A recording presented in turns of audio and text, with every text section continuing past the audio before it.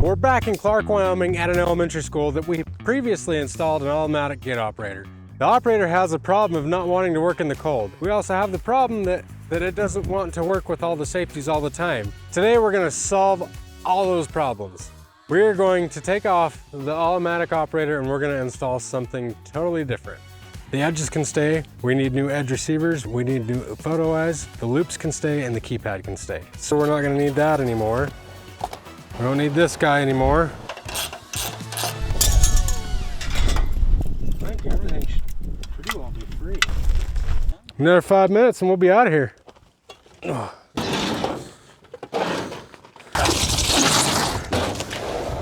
We want to thank LiftMaster for providing this operator and sponsorship of this video.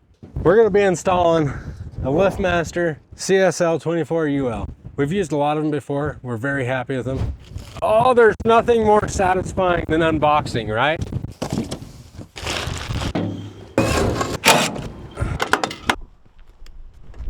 The measurements are fine. Actually, they're really close. I just got to slide forward about a ½ inch and we're able to mount again.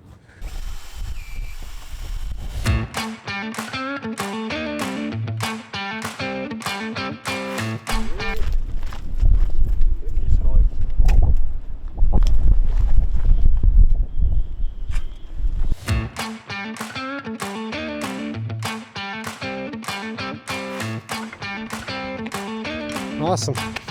If we had a traditional concrete pedestal, instead of this pedestal that we have, adding conduits would be a real challenge. It's possible, I've seen it before, but it's not pretty by any means. One more benefit to having a thing like this, a pedestal base, the other benefit is you can get higher off the ground without having to, form it all the way up with that concrete. In a real industrial environment like this, 100%, I like these.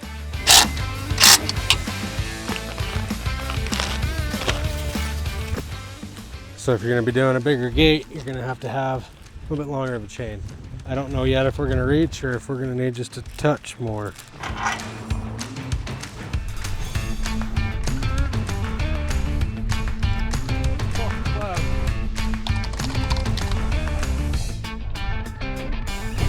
So if this is the same size chain, I can actually break it with my chain brake and add it onto here to make my length work.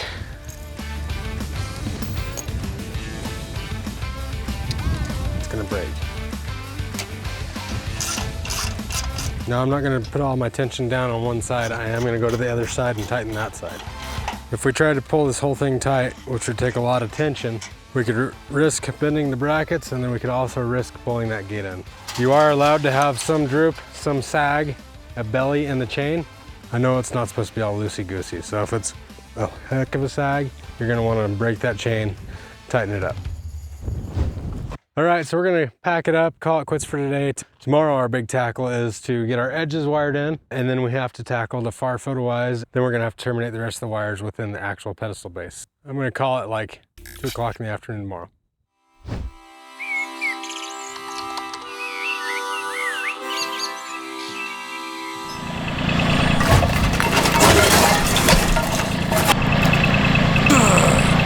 Breaking stuff already. We haven't been here for more than like 10 minutes. 30 miles from either Pal or Cody, and we lost a bolt. So now I'm trying to figure out what I have in the truck that we can solve the situation. Thankfully, we have something to work. But I was gonna use this if I had to. It all costs, right?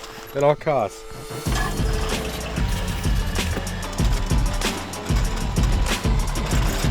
Are you done? Are you done being noisy? But I'm feeling great about the 2 o'clock deadline. 100%, I think we're gonna be just fine. All right, so we're out here shooting.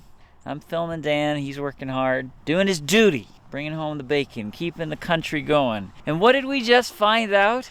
It's Dan's birthday. Happy birthday, Dan. Oh, thanks, Nick. How old are you? I believe I'm 36. Just a wee lad. Not any different than 35, really. I do have one little pain in my side. Yeah, enough of this birthday business. I mean, if you want to send me a cupcake in the mail. All right, but as far as that goes, so the loops are in. Everybody wants to talk today. I don't know why. That was the wife. Even she didn't know it was my birthday, just like I didn't know it was my birthday. All right, so this does not come with the operator, so it's an add-on. This is the actual heater. It is gonna get mounted into these two holes right here. It's gonna create heat and go upwards to keep all this nice stuff warm. So it's gonna keep the batteries warm in the same breath. And it is on a thermostat, so whenever it goes below that, it'll start heating. And this particular heater is 110 to 250 volt. We're running off of 110. Now we got the heater installed. The operator did come with its own battery tray, but because we're putting the heater in, I'm gonna go ahead and install the battery tray that came with the heater, get those batteries higher towards the top of that heat. One LiftMaster battery and two. This is a battery backup operator. In the event of a power failure, it can still operate for just a little bit of time. And then the batteries just sit up there just like that. Okay, so we've been at this thing for like an hour and 20 minutes so far. Still feeling pretty confident about that 2 o'clock deadline. Got the heaters in, we got the batteries in, we're almost there. Photo eyes are going in right now. All right, so the photo eyes that we're gonna use for this project, we're not gonna use the photo eyes that we had installed on the old operator, which are US automatic, wireless, monitored through beam, or wired. Those things are nice, but we're gonna use the LMTB-UL. It's a monitored through beam photo eye. So each photo eye has a heater. It's already wired inside. It comes with, I'm gonna say probably like a 12-foot pigtail. These did not come with the operator. This is an after add-on. The photo eye that comes with the operator, it looks similar. You still have that same looking photo eye, but you have a reflector. We're not doing that because of frost, and it's easy for it to get out of alignment. With all of our internal wiring, all of our 18 gauge wires, we're using Wagos. If you're not using Wagos and you're still using like butt splices, these are awesome. They're stinking cool. They make a butt splice one too, and slide them together and make one. You can keep on building as many as you need to make your operator installs nice and clean and neat, because that does kind of matter. If there was anything that we could make better in this, on the landing strips, man, that'd be cool if we could turn those into Wagos and just have a little, instead of having a little set screw and just have a little finger tab, that would be cool.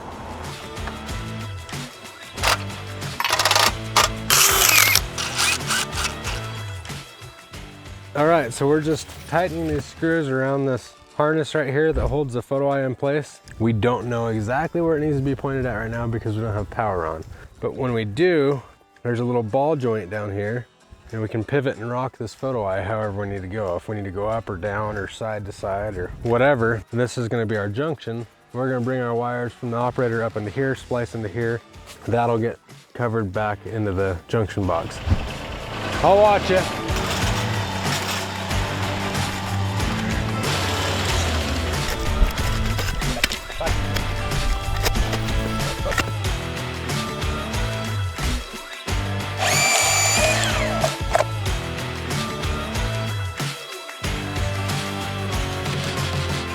So Mark just brought up a really good point. Typically on any of my jobs, this is the deadliest weapon that we have. Because usually when I get done using a rake, I just set it down. I don't pay attention to it. And usually I come by and step on it. And it whack. If you lay down a rake, lay it that way. I'm bringing awareness. All right, so it's 11:07. We just got one set of photo eyes wired in. We got one other one wired in for the closing direction, but we still have to bring wire all the way to this one, all the way across the asphalt.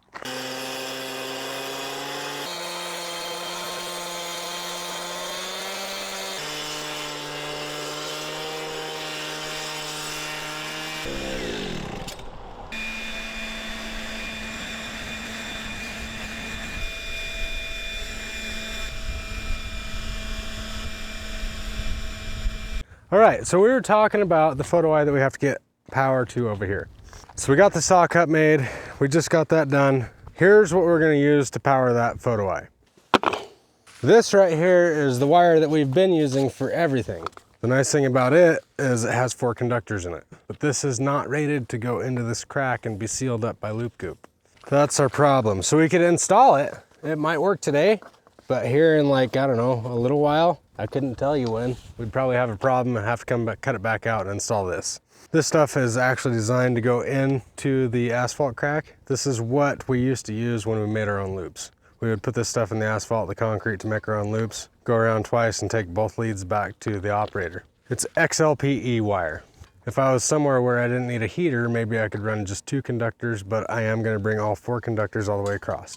Just the colors that we had on hand, so we'll figure it out. But we got a blue, orange, a black, and a brown. The brown is really close. We're hoping we make it.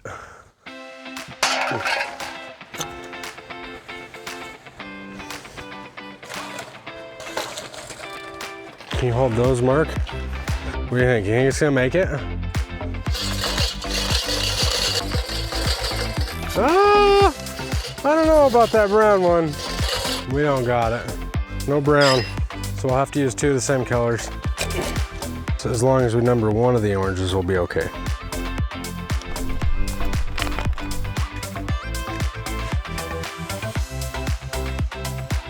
All right. Even though they say that Play-Doh is for playtime, we're gonna use some duct seal. We're gonna shove that in the open conduit there, and it's gonna block off that conduit.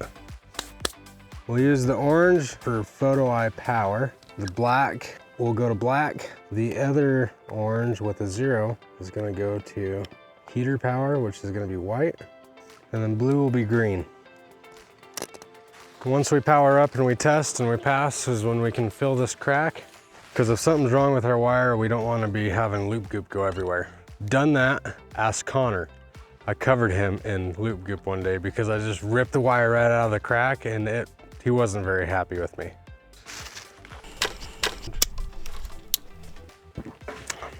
All right, so we have all of our photo eyes. We have the saw cut across. We have the XLPE loop wire in, keypad's wired in, SOS is wired in. All right, so now we're down to the wire. We're down to the moment of plugging it in and bringing her to life. Are you excited for this? Like really excited? Drum roll, please.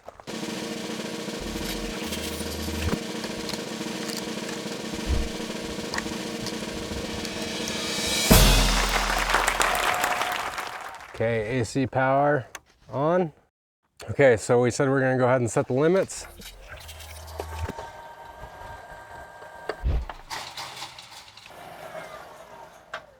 We have our limits set. When we ran the gate back, I did notice that the far photo eye over there turned red. So I think we just need to move this photo eye just a little bit that way. Okay, go ahead and hit close. So photo eyes are good. I'll have to come back after the fact, but I don't have the other half of my nesting latch here, which I didn't realize until now. After this is all said and done, there'll be one on this part of the gate. Snack time. Never work on an empty stomach. How many workplace arguments do you think take place? One of those individuals is hangry. Hanger can really get the best of you. So right now what we gotta do is we gotta bring the edges on board. Yep, go ahead. Okay. Got it. Down there. Got it. Yep. We're not gonna break the photo eye beam. I'm good there. It went that way, it hit something, and then it went back the other direction to get away from whatever was here. And then the gate didn't know what to do because it thought it had something on each side, so then it sends out an alarm. Hashtag winning. Everything is seamless. Thankfully, all the wires are in the right spots. We better hustle.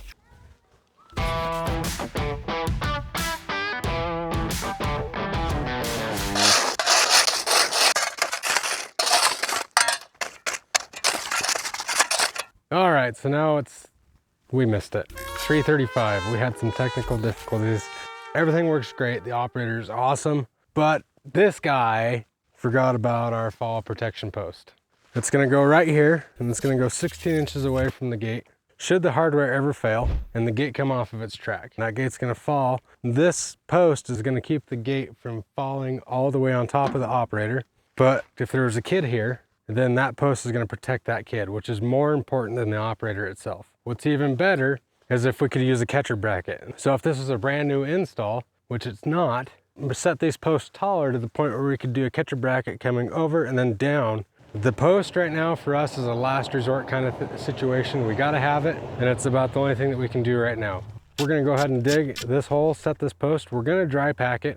Don't worry, it'll work. We did this a time or two. We might have done a video on it. It'll be fine.